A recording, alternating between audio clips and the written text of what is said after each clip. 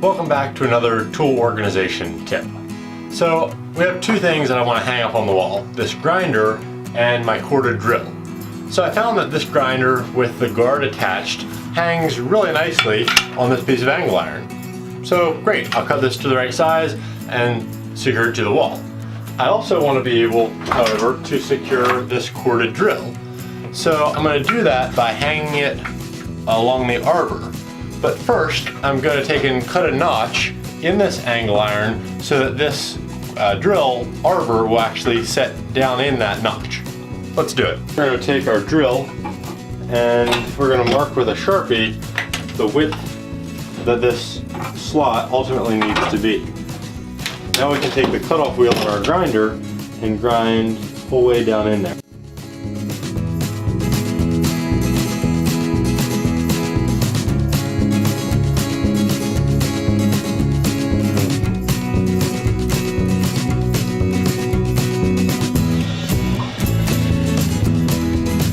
Since I already have the drill and the extension cord pulled out, I'll just go ahead and drill the holes while I'm out here.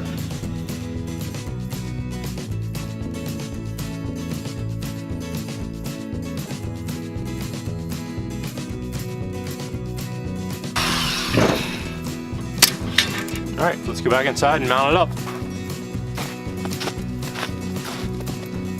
My long-term plan is to move this shelf out of the way and have this corner be additional tool storage and kind of a fabrication corner. I hadn't planned to move this shelf this soon, but it looks like it's time.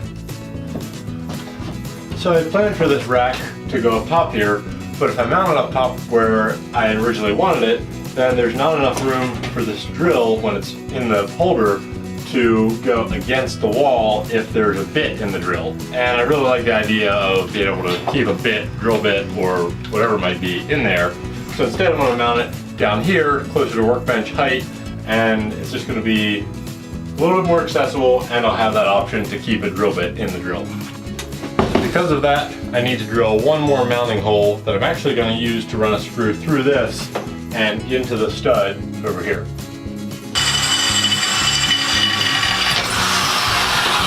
Now we're ready to secure it on here.